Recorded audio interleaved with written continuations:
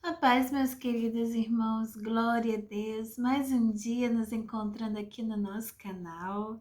Nós adoramos a Deus por essa oportunidade, pela vida que Ele nos concede.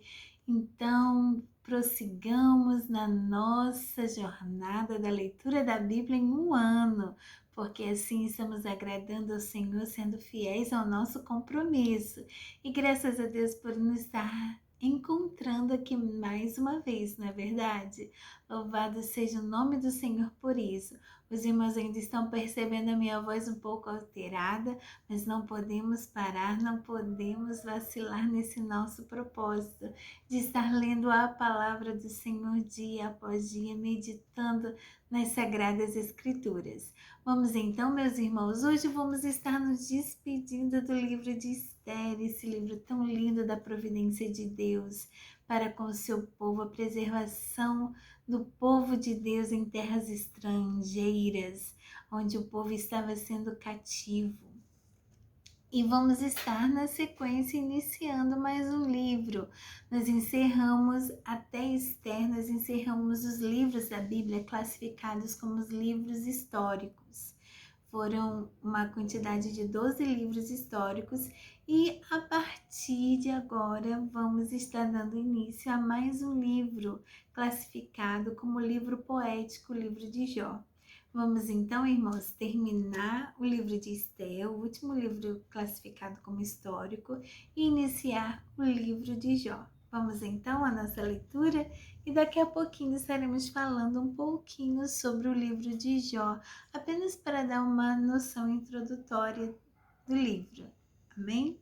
Vamos então ao nosso momento reservado, ao nosso espaço com o Senhor, onde nós estaremos voltados para ler e meditar nessa santa palavra. Amém? Então vamos lá, Bíblia na mão, capítulo 9 de Esther. Chegou o dia 13 do 12º mês, o mês de Adar, o dia em que deveria ser cumprida a ordem do rei. Era o dia em que os inimigos dos judeus esperavam dominá-los, mas o que aconteceu foi o contrário. Os judeus derrotaram os seus inimigos, aleluia. Em todas as cidades do reino onde havia judeus, eles se reuniram para atacar os que queriam matá-los. Ninguém podia resistir aos seus ataques, pois todos estavam com medo deles. Todos os oficiais das províncias, isto é, os chefes dos vários povos, os representantes do rei e os governadores das províncias ajudaram os judeus, pois tinham medo de Mordecai. A fama dele se havia espalhado pelo reino inteiro e todos sabiam que ele tinha muita autoridade no governo. E o poder de Mordecai ia aumentando cada vez mais. Portanto, os judeus fizeram como seus inimigos o que queriam, mataram com as suas espadas, não deixaram ninguém escapar. Em Suzã, a capital, eles mataram 500 homens. Mataram também os 10 filhos de Amã, filho de Amedata, o inimigo dos judeus. Os nomes deles eram Parsan, Datã, Dalfão, Aspatá, Porata, Adalias, Aridata, Parmasta, Arizai, Aridai e Vaizata. Mas os judeus não ficaram com os bens deles. Naquele mesmo dia, o rei foi informado de quantas pessoas haviam sido mortas em Suzã. Então disse a Esther: aqui em Suzã, os judeus mataram 500 homens e também os 10 filhos de Amã. E nas províncias, quantos eles terão matado? O que é que você quer agora? É só pedir. Se quiser mais alguma coisa, eu lhe darei. Esther respondeu: se for do agrado do rei, dê autorização aos judeus de Suzã para fazerem amanhã o mesmo que tinham ordem para fazer hoje. E peço também que os corpos dos 10 filhos de Amã sejam pendurados em forcas. O rei concordou e mandou ler a autorização em público em Suzã. E os corpos dos 10 filhos de Amã foram pendurados em forcas no dia 14 do mês de Adar. Os judeus de Susã se reuniram e mataram mais 300 homens na cidade, mas não ficaram com os bens deles. No dia 13 do mês de Adar, os judeus das províncias se reuniram e se defenderam. Mataram 75 mil inimigos e assim se livraram de todos os que os odiavam, mas não ficaram com os bens dos mortos. No dia 14, eles descansaram e comemoraram com banquetes e festas. Mas em Susã, os judeus comemoraram no dia 15 do mês, pois nos dias 13 e 14 eles mataram os seus inimigos e só no dia 15 descansaram. É por isso que os judeus que vivem em vilas e povoados comemoram o dia 14 de Adar com banquetes e festas e mandam comida uns aos outros. Mordecai escreveu tudo o que havia acontecido e mandou cartas a todos os judeus que moravam em todas as províncias do reino, tanto aos de perto como aos de longe. Nas cartas, ele ordenou que todos os anos eles comemorassem os dias 14 e 15 do mês de Adar, pois foi nestes dias que os judeus se livraram dos seus inimigos, e foi neste mês que a tristeza e o luto se transformaram em alegria e festa. Portanto, que dessem banquetes e festas, mandassem comida uns aos outros e distribuíssem presentes aos pobres. Assim, os judeus, de acordo com o que Mordecai tinha escrito, começaram o costume de comemorar esses dias. Amã, filho de Amedata, descendente de Agag e inimigo dos judeus, tinha planejado acabar com eles e tinha mandado tirar a sorte. Chama-se isso de Purim, para resolver em que dia ia matá-los. Mas Ester foi falar com o rei e ele ordenou por escrito que o mal que Amã havia planejado contra os judeus caísse sobre o próprio Amã. Portanto, enforcaram Amã e os seus filhos.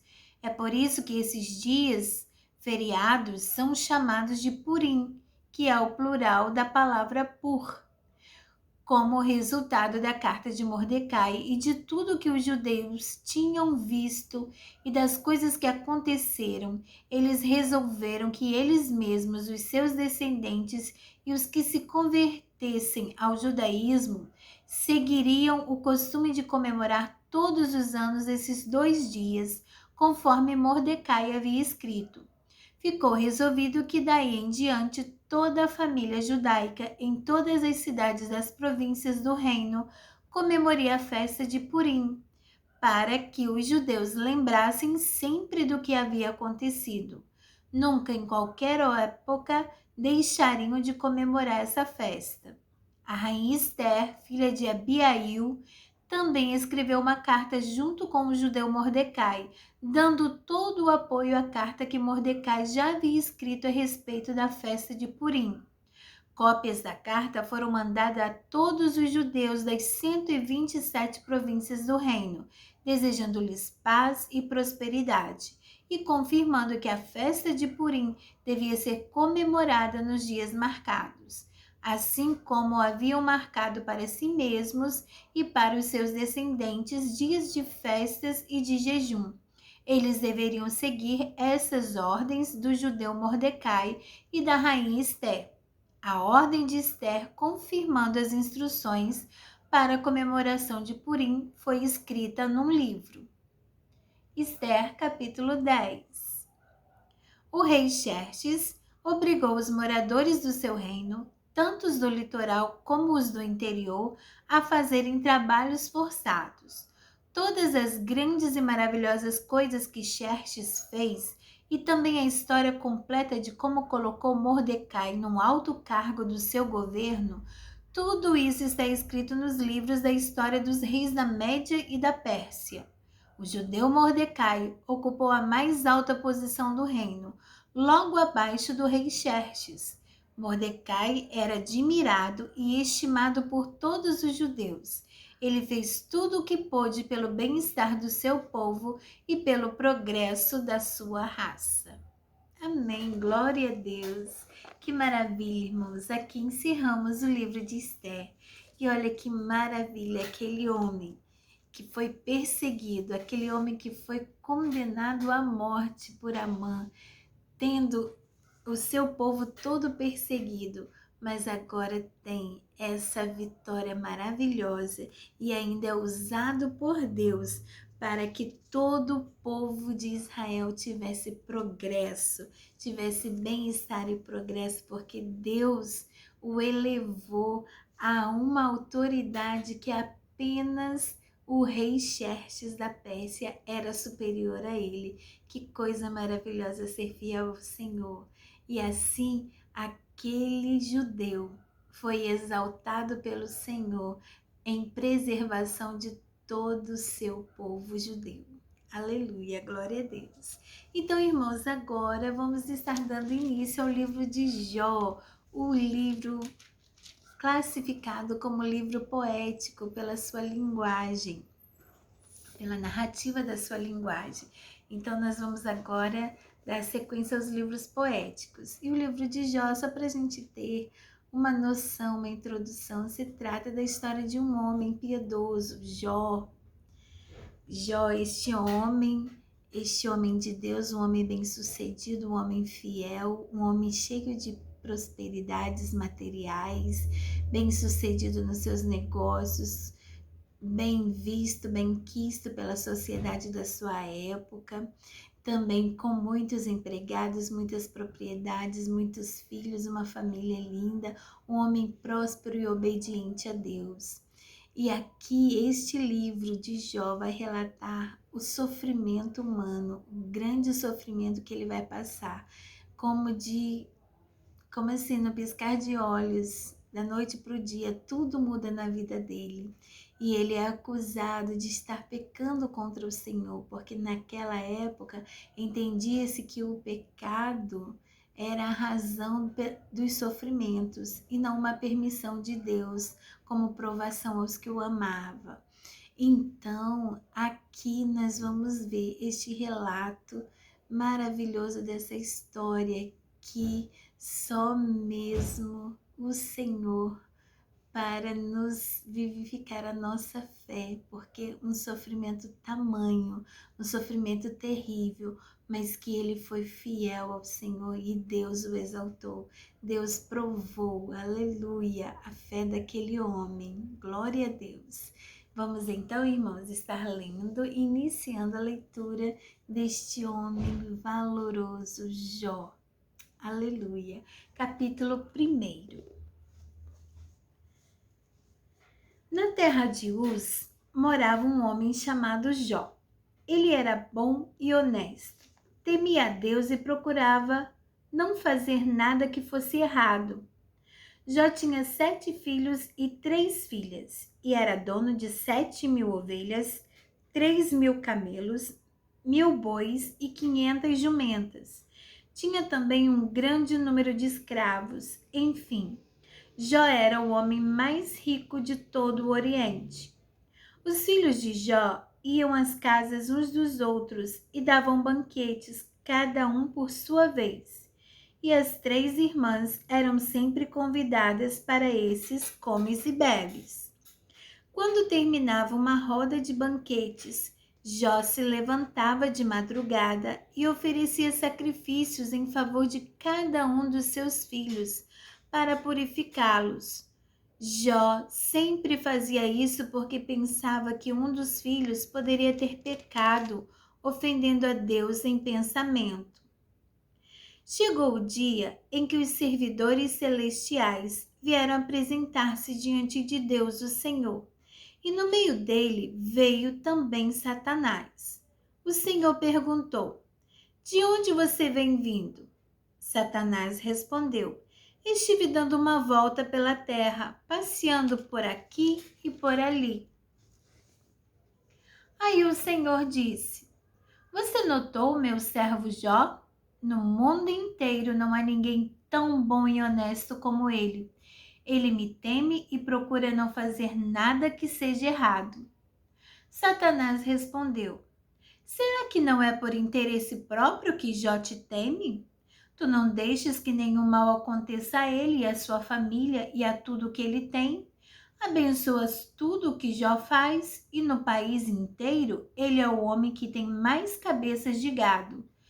Mas se tirares tudo que é dele, verás que ele te amaldiçoará sem nenhum respeito. O Senhor disse a Satanás: Pois bem, faça o que quiser com tudo que Jó tem, mas não faça nenhum mal a ele mesmo. Então Satanás saiu da presença do Senhor. Um dia, enquanto os filhos e as filhas de Jó estavam num banquete na casa do irmão mais velho, chegou à casa de Jó um dos seus empregados, que disse: Nós estávamos arando a terra com os bois e as jumentas estavam pastando ali perto. De repente, os sabeus nos atacaram e levaram tudo. Eles mataram a espada os empregados e só eu consegui escapar para trazer a notícia. Enquanto este ainda estava falando, veio outro empregado e disse: Raios caíram do céu e mataram todas as ovelhas e os pastores. Só eu consegui escapar para trazer a notícia.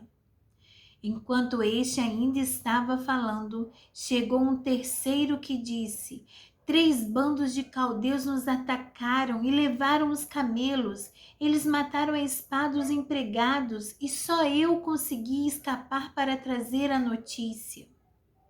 Enquanto este ainda estava falando, chegou mais um que disse a Jó: Os seus filhos e as suas filhas estavam no meio de um banquete na casa do seu filho mais velho. De repente veio do céu um vento muito forte que soprou contra a casa e ela caiu em cima dos seus filhos. Todos eles morreram, só eu consegui escapar para trazer a notícia. Então Jó se levantou, em um sinal de tristeza, rasgou as suas roupas e rapou a cabeça. Depois ajoelhou-se, encostou o rosto no chão e adorou a Deus. Aí disse assim: Nasci nu, sem nada, e sem nada vou morrer. O Senhor deu, o Senhor tirou, louvado seja o seu nome. Assim, apesar de tudo o que havia acontecido, Jó não pecou, nem pôs a culpa em Deus. Amém, irmãos. Aqui terminamos a nossa agenda de hoje, concluindo os 3 capítulos da nossa leitura. Oh, irmãos, que coisa terrível! Quantas notícias, uma atrás da outra, que afligiram o coração de Jó. Mas Jó adorou ao Senhor. Jó não pecou e adorou ao Senhor, reconhecendo tudo vem de Deus, que Deus dá e Deus pode tirar. Oh, irmãos, que fé! Que fé e que temor a Deus de saber que tudo que temos vem dele. E que de nós mesmos não temos nada, nem mesmo a roupa do nosso corpo. Podemos dizer que é nossa, apenas cobre a nossa nudez. E este homem que foi provado por Deus, foi provado, permitido, porque o inimigo não desafiou apenas a Jó, a questão toda foi o desafio a Deus. E o meu coração, ele se enche de acho que eu não sei nem como expressar, irmãos. Porque, na verdade, o que eu sinto no meu coração é que o desafio aqui não era a Jó. O desafio aqui era o próprio Deus. Satanás desafiou o próprio Deus, dizendo que não somos capazes de amar a Deus pelo que Ele é. Porque o nosso Deus é maravilhoso, aleluia. Nosso Deus é um Deus único, verdadeiro. E nós devemos amá-lo pelo que Ele é, o Deus santo, justo, verdadeiro, eterno, imutável, invisível, real, Deus galardoador dos que o buscam. Mas sabemos a natureza humana realmente interesseira, é realmente uma natureza caída, Mas a questão é que Deus pode ser amado pelo que Ele é e não pelo que Ele oferece. É porque o seu amor nos cobre de bênçãos, o seu amor nos retribui, aleluia, com as suas benevolências, com a sua longanimidade, porque o Senhor é amor, Ele transborda amor pelos seus filhos, mas que não sejamos egoístas de amar ao Senhor apenas pelo que recebemos dele. Como Satanás quis dizer, você não deixa faltar nada para ele, ele é o homem mais rico, ele tem tudo que ele quer, deixa faltar alguma coisa para ver se ele vai te temer, para ver se ele vai te amar. Mas que não sejamos assim, meus, que não sejamos egoístas ao ponto de só amar a Deus quando tudo está bem. E na tribulação, na angústia, na falta de alguma coisa, nós nos rebelarmos contra o Senhor. Que Deus guarde, que amemos o Senhor pelo que Ele é. Como aquele hino, eu não adoro pelo que Ele faz, eu adoro pelo que Ele é. Haja o que houver, Ele sempre será nosso Deus, Ele sempre será Deus digno de honra, de glória, de louvor e de adoração. Aleluia, glória a Deus.